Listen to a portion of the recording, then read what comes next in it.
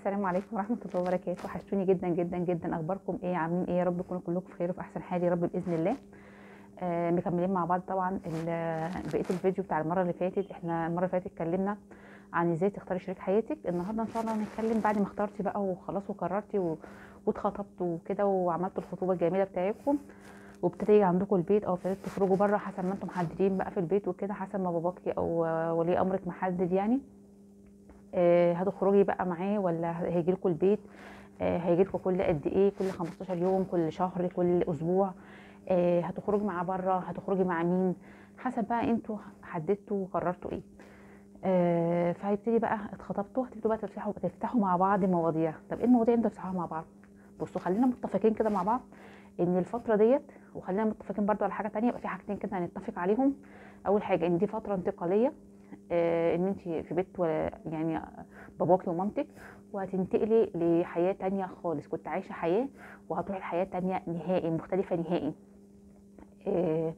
تاني حاجه عايزين نتفق عليها ان في الفتره ديت كل واحد منكم بيقدم احسن ما عنده، بيبان في شكل احسن من اللي هو على طبيعته. يعني انت مثلا طبيعتك مش كده فبتبيني حاجه غير طبيعتك، فكل واحد بيظهر احسن ما عنده في الفتره ديت.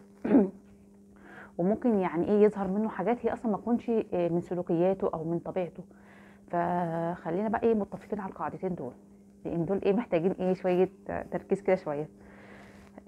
بصوا، اول حاجه يعني انتوا خلاص خطبتوا وكده وعايزين تتكلموا في مواضيع. دايما تلاقي العرايس وكده ايه اللي هم المخطوبين يعني يتكلموا في مواضيع هايفه قوي. انت بتروح فين؟ انت بتشتغل ايه؟ قصدي انت بتيجي من شغلك الساعه كام؟ انت بتخرج مع اصحابك بالليل؟ الكلام ده لا، خلي بينكم مواضيع كبيره، مواضيع تعرفوا يعني تعرفوا منها من خلالها شخصيات بعض، سواء بقى انت كنت بتشتغلي وهو بيشتغل او ما بتشتغليش. فتفتحوا مع بعض مواضيع. ممكن تتكلموا مثلا في مجال شغلكم، تجيبي مثلا موضوع من عند انت وتتكلمي فيه معاه. لو انت مش عارفه تفتحي معاه مواضيع، اختاري موضوع كده يكون يعني قيم كده، هو موضوع يكون يعني فعلا محتاج ان انتوا تاخدوا وتدوا مع بعض فيه، ويبان من خلاله شخصيتكم، دماغكم بتفكر ازاي، عقليتكم، انتوا تفكيركم يعني بسيط ولا ما شاء الله عندكم معلومات كتيره. خلي حاجات دايما بينكم، الكلام ده ليكم انتوا الاثنين، الولد والبنت يعني. خلي بينكم دايما مواضيع يعني ايه تظهر شخصيتكم بشكل واضح من غير ما تتكلفوا فيها، من غير ما تعملوا يعني مجهود عشان تظهروا يعني ايه شخصيه بعض قدام بعض. كنت قبل كده سمعت يعني دكتور وكده في التلفزيون بيقول ايه، بيقول لك لو عايز تعرفي شخصيه يعني خطيبك هو انسان بخيل ولا مش بخيل، اما تخرجي معاه مره شوفيه هو بيصرف ازاي، شوفيه هو يعني تعامله مع الفلوس ازاي. يعني خلي باباكي هو اللي يخرج معاه، بلاش انت يعني مره كده باباكي يخرج يتمشى معاه او يقعد معاه مثلا على كافيه او على قهوه بلدي عادي يعني. فيشوف شخصيته عامله ازاي، مش كأب بقى لبنت مثلا هو هيتجوزها، لا، كاتنين صحاب يتعاملوا مع بعض كاتنين صحاب. يشوف هو هيتعامل ازاي بره، بيتعامل ازاي مع الناس، بيتعامل ازاي في موضوع الفلوس، عشان ما تاخديش مثلا واحد بخيل. في انسان مثلا ممكن يتفهم غلط، يكون هو مثلا ايه حريص على الفلوس لكن مش بخيل على الفلوس، هو بيكون حريص شويه على الفلوس. يعني مثلا هو تعب في القرش دوت، فبيحب ان هو ايه ينظمه ويصرفه في مكانه اللي هو ينفع يتصرف فيه، مش ان هو بيحب يجيب طلبات كل شويه او يصرفوا في اي حاجه هايفه. عكس الشباب تانية مثلا او اولاد تانيين يحبوا يصرفوا فلوسهم ويقول لك ايه ماشي بمبدا ايه اصرف ما في الجيب ياتيك ما في الغيب.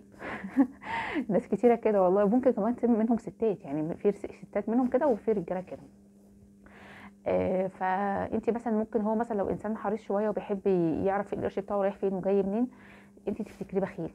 لا، فانت لما تخرجي معاه بقى وتشوفي يعني احتكاكه مع الناس، بيتعامل ازاي مع الناس بره وانتوا خارجين، بيصرف ازاي، بيتكلم في ايه، انت اقعدي فتحي معاه مواضيع وهو كمان يفتح معاكم مواضيع.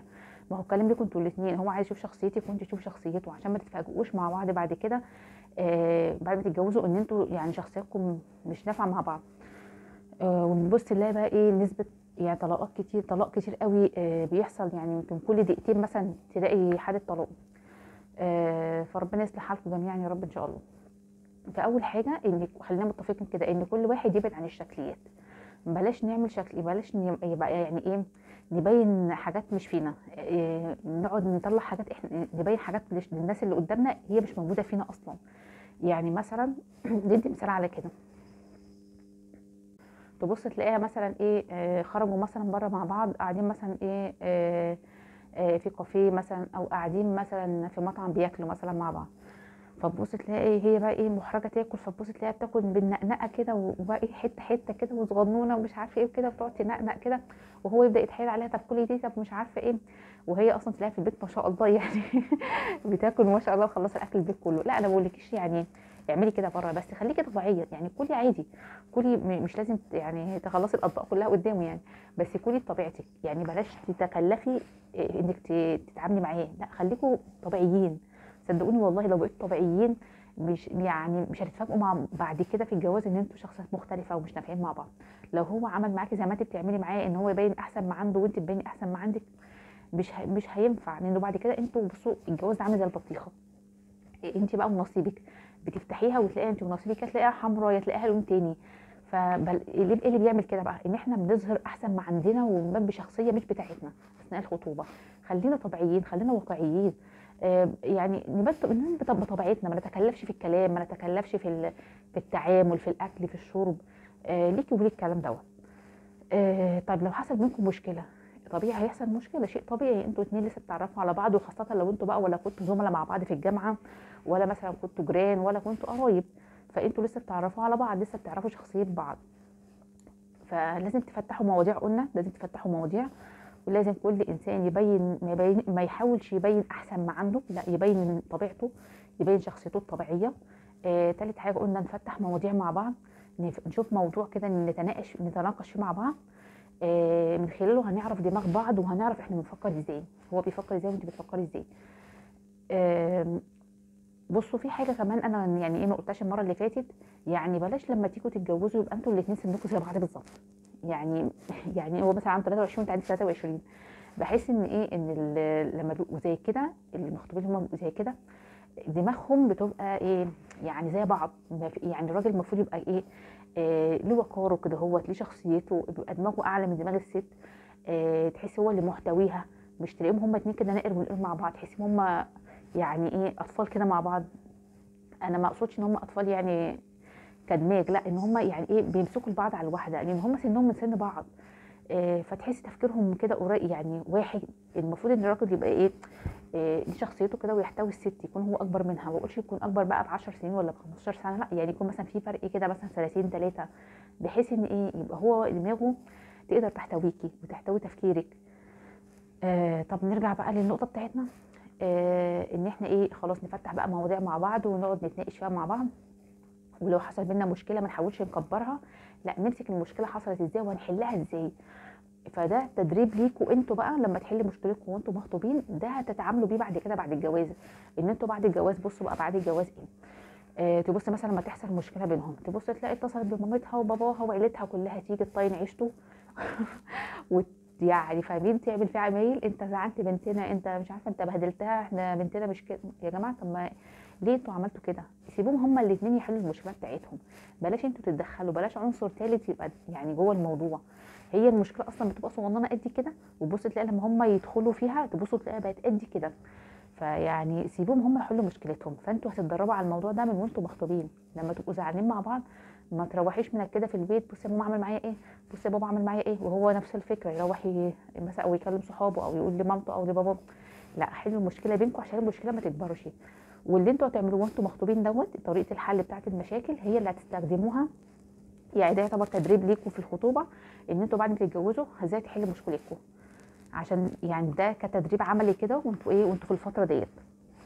بعد كده بقى ايه انتوا لوحدكم خلاص عرفتوا انتوا هتحلوا المشكله ازاي. انتوا لما تعرفوا اساس المشكله ساعات والله بتبقى حاجه هايفه جدا جدا، وبصوا تلاقي الموضوع كبير قوي والشيطان دخل بينكم، لا انتوا ابداوا بس ركزوا كده اهوت وشوفوا سبب المشكله ايه وابداوا حلوها، وما تحاولوش تدخلوا عنصر ثالث معاكم، ده بيعمل مشكله كبيره جدا جدا جدا، وبيخليكم المشكله تكبر عندكم ويحصل بينكم فصال، يعني تفصلوا. طب خلاص عرفنا نحل مشاكل وكده، بلاش بقى ايه نخبي العيوب. لو انا عندي عيب مثلا، لو انا عندي عيب فيا كرباب، بلاش اخبيه على خطيبي. ليه اخبيه؟ لو حاجه عاديه انا يعني شايفاها ان هي حاجه عاديه تتقال، ايه المشكله لما اقولها؟ او هو مثلا ايه المشكله لما يقولها؟ ليه يكتشفها بعد الجواز؟ ليه يتدبس؟ ليه يشوف حاجه هو مش عايزها؟ هو عايز انسانه كويسه وهي عايزه انسان كويس. ليه نخلي لبعضنا نكتشف حاجات مش حلوه ببعض، سواء حاجات في التعامل، عيوب في التعامل او عيوب مثلا جسمانيه. لو عيوب جسمانيه المفروض انك في الاول تقول له عليها، علشان هو ليه حريه الاختيار. وهو برضو كذلك، انت نفس الفكره، لو هو عنده عيوب جسمانيه المفروض برضو ان هو يقول لك عليها. دي برضو ما فيهاش اي مشكله، يعني المفروض ده يبقى ايه، الامر واضح بينكم، الموضوع ده ما تكتشفوش بعد الجواز. طيب لو هو مثلا عيوب بقى ايه في التعامل في الفكر، يعني هو مثلا انسان مثلا من طبيعته ان هو بيحب مثلا الفلوس، مثلا المرتب بتاعه ان هو يخليه معاه في جيبه، ويديكي انت مصروف البيت وطلباتك انت، وهو مثلا يحب يخلي الفلوس معاه وما يحبش يقولك هو بيقبض كام. تمام، هو ما بيحبش يقولك هو بيقبض كام، ويحب يخلي الفلوس معاه ويديك انت على قد طلبات بيتك. خلاص، هي دي حاجه تحترم فيه، هو بيحب كده، خلاص دي شخصيته، هو شخصيته كده، هو مش انسان بخيل، لا هو شخصيته كده، بيحب ان هو يخلي فلوسه معاه او قرشه معاه ويديكي اللي انت محتاجاه، مش بخيل عليكي، مش بيديكي اللي انت محتاجاه، لا طالما بيديكي طلباتك وبيديكي مصروف بيتك وبيديكي مصروفك الشخصي وبيديكي كل طلبات البيت ومحتويات البيت، خلاص وهو بيحب يخلي الفلوس معاه وما يقولكيش هو قبض كام. خلاص دي حريه الاختيار. وفي راجل تاني عكسه تماما خالص، تبص تلاقيه اول ما يقبض مصروف الشهر، مصروف المرتب بتاعه، يجي يروح مديه للبيت لمراته وهو ياخد مصروفه منها، يقول لها ايه، اديني مثلا، انا مثلا بصرف كذا في الشهر فادهوني، وهي تبقى معاها كل حاجه، وهي اللي تدفع النور والكهرباء والتزامات البيت كلها، وتديله كمان ايه مصروفه من مرتبه. خلاص دي شخصيته احترم ودي شخصيته احترم، ده ما فيهوش عيب وده ما فيهوش عيب، هو شخصيته كده، هو طبيعته كده. وفي راجل بيحب ايه، ان هو يشيل قرش كده على جنب بس ما يقولش لمراته عليه، مش بخل منه ولا وحشه منه، لا هو بيحب يعمل كده، هو خايف مثلا ان هي مثلا لو عرفت مثلا هو مع القرش زياده ده طلباتها تكتر. وفي طبيعه كده من الستات، في ناس كده ان هي مثلا اول ما تعرف ان جوزها معاه قرش زياده عن طلباتهم الاساسيه، تبص تلاقي احنا محتاجين كذا ومحتاجين كذا ومحتاجين كذا، تبص تلاقيه ايه، يعني هو ما حوش حاجه، والحاجات دي ما هو شايلها ليها هي، هو شايلها لبيته وعياله، يعني المفروض هي تبقى نفس الفكره. وفي برضه ستات نفس الكلام دوت، اللي هي بقى بتشتغل، اللي هي تلاقيها ايه، تقبض ما تقولش لجوزها هي بتقبض كام، خلاص دي فلوسي، دي ميزانيتي الخاصه، خلاص دي برضو شخصيتها ايه تحترم. فكل واحد يبين شخصيته للتاني قبل ايه، قبل الجواز، عشان محدش يعني يتصدم بعد كده ويقول ايه ده دي طلعت بخيله، لا ده هو طلع بخيل، ده هو طلع حريص، ده بخيل قوي، وهو اصلا ما يكونش بخيل، هو يكون حريص شويه. في فرق بين اللي هو الحريص وبين البخيل، عشان بس ايه ما ندخلش الفكر كله في بعض او الكلمات كلها في بعضها. فلازم الاول تعرفوا شخصيات بعض وتبداوا تحلوا مشاكلكم مع بعض، وما تدخلوش حد بينكم، وتحاولوا تفتحوا مواضيع كبيره، مواضيع تتناقشوا فيها. مش مثلا انت هتاكل ايه النهارده، انت خرجت مع مين النهارده، انت ما خرجتش معايا، لا ما الحاجات دي ماشي اعمليها، بس يبقى في عندك حاجات اساسيه انت ماشيه عليها وهو ماشي عليها، ما تبقاش كل تفكيركم الحاجات اللي هي الفافي خالص دي، اللي هي ما فيهاش اصلا مواضيع، اللي هي ما تعرفوش من خلالها شخصيات بعض، اللي هي لا تعالى خرجني النهارده، لا هتوديني فين النهارده، اخرجوا وتفسحوا وتمتعوا بحياتكم، بس خلوا في ركن تاني اللي هو هيعرفكم على بعض، لان دي فتره انتقاليه ليكم انتوا الاثنين، هو هينتقل من بيت اهله اللي هو كان فيه باباه ومامته مثلا بياكلوه وبيشربوه وبيصرفوا عليه، او هو مثلا كان متكلف مصاريف نفسه، وانت نفس الفكره، كان انت في بيت باباكي ومامتك اللي هم بيصرفوا عليكي وبياكلوكي وبيشربوكي ويجيبوا لك طلباتك، ومامتك تحضر لك الغداء والفطار والعشاء، وانت مالكيش علاقه بالمطبخ ولا ليكي مثلا علاقه بالبيت، انت طلباتك بتبقى مجابه. انت بعد كده هتنتقلي من المرحله ديت لمرحله ثانيه خالص، انت هتبقي مسؤوله فيها وهو مسؤول فيها، انت مسؤوله عن اسره كامله. يعني لو ربنا رزقك باطفال يعني كده، يبقى مسؤوله عن اطفال، ومسؤوله عن راجل، ومسؤوله عن بيت، عندك 3 حاجات مسؤولين منك. البيت انت مسؤول منك ازاي، ان انت تنظفيه توضبيه تعملي اكلك شربك الكلام ده. جوزك ليه طلبات، ولادك لهم طلبات، كل واحد فيهم ليه طلبات، فانت هتبقي يعني بصي، هتبقي حياه مختلفه خالص، اللي انت كنت مرفهه فيها عن بيت باباك ومامتك، لا هتروحي مرحله تانية نهائي، فلازم تبقي حاطه ده في حساباتك وفي دماغك، مش تقولي مثلا لا ده جواز عادي وايه المشكله، لا فكري في الموضوع ده قبل ما تاخدي اي خطوه. انا مش بخوفك والله، بس عايزاكي ايه يبقى تفكيرك كده يعني كبير، ما تبقيش تفكيرك قليل كده ودماغك صغيره، وهو نفس الفكره، هو برضه هينتقل مرحله ثانيه، هيبقى مسؤول منه زوجه، وهيبقى مسؤول منه اطفال، وهيبقى مسؤول منه بيت محتاج مصاريف، هيصرف على كل حاجه، هيدفع نور كهرباء ميه، هيجيب طلبات بيت، فاهمين؟ الاول هو ما كانش يعرف الطلبات دي، كان بابا اللي بيجيبها او مامته اللي بتجيبها، وهي نفس الفكره. فبعد كده مرحلتهم هتتغير، يعني الجواز مش حياه زي ما انتم متخيلين، لا دي مسؤوليه يا جماعه. فلازم قبل ما ناخد الخطوه ديت نبقى دارسين كل حاجه، ودماغنا تبقى كبيره كده في التفكير. بلاش التفكير السلبي، التفكير اللي هو البسيط دوت، لا خلي عقليتنا كبيره ودماغنا كبيره ليكوا انتوا الاتنين، عشان حياتكم تبقى حياه سعيده ومبسوطين في حياتكم، وفعلا تعملوا اسره. تبقوا فخورين كده ان انتوا بنيتوا بيت وبنيتوا اسره، يعني تبقوا فخورين بيها. مش اي حد يفتح بيت واي حد يربي اولاد. لا، خليكم كده دماغكم كبيره وتتناقشوا مع بعض وتحلوا مشاكلكم مع بعض وتتفاهموا مع بعض. بس يا رب تكونوا استفدتوا من الفيديو، لو حاجه حتى بسيطه جدا جدا. ولو رجعتوا للفيديو الاولاني هتلاقوا الاتنين بيكملوا بعض، ازاي تختاري شريك حياتك، وايه المواضيع اللي تتكلموا فيها بعد ما تتجوزوا او بعد الخطوبه. خلينا بعد الخطوبه، احنا رجعنا لحته تانيه. بعد الخطوبه ايه المواضيع اللي هتتكلموا فيها بعد الخطوبه. والفيديو الاولاني كان ازاي تختاري شريك حياتك. لو انتوا عايزين بقى مرحله الجواز بعد كده نبقى نتكلم فيها ان شاء الله. بس الفيديوهين دول محتاجين ان هم يتسمعوا مع بعض، تمام كده، عشان الاتنين بيكملوا بعض. يا رب ان شاء الله تكونوا استفدتوا وعرفتوا ايه المواضيع اللي ينفع تتكلموا فيها بعد الخطوبه. اهم مواضيع طبعا تتكلموا فيها بعد الخطوبه عشان تقدروا تعرفوا شخصيه بعض، تعرفوا على بعض احسن اكتر من كده. وبلاش كل واحد يظهر ما عنده ويظهر احسن ما عنده ويبان في شخصيه هي مش بتاعته وكيان هو مش كيانه. فيا رب ان شاء الله تكونوا استفدتوا من الفيديو، ولو حاجه صغيره جدا جدا. واشوفكم على خير بقى في فيديو جديد، ومع الف سلامه يا حبايب قلبي.